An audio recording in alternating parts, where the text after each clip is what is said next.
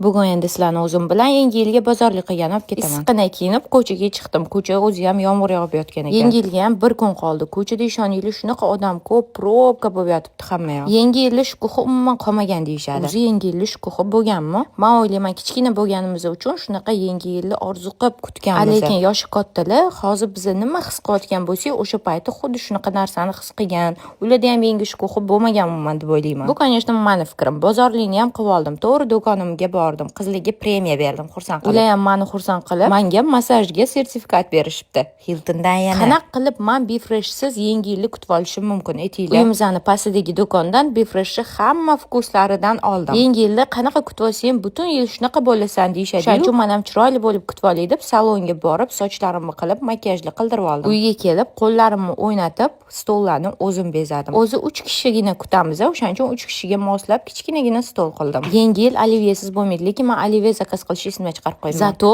o'z qo'llarim bilan somsa pishirdim. Men bu faqat korobkasini pastga tashilib, aldaganimga Xudo jazoladimi deyman, yo'tal tutib qolsa bo'ladim.